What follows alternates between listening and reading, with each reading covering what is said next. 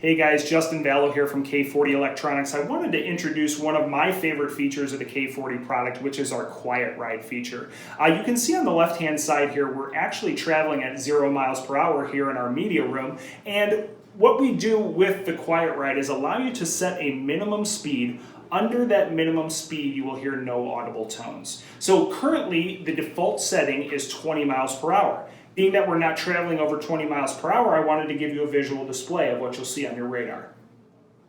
You will get a K-band alert, but also notice that it is completely grayed out with the Q and the R with 20 next to it. That just indicates that Quiet Ride is set to 20 miles per hour for you. What that does is keeps our system completely silent for you under that predetermined speed. Now, if you wanted to turn that off, what you need to do is just go ahead and press and release our Quiet Ride button. Quiet Ride 20. And then the volume down. 15, 10, 5, off. So now Quiet Ride is set to off. Quiet Ride set. Now, even at a stationary position, you will still get an alert from your K40.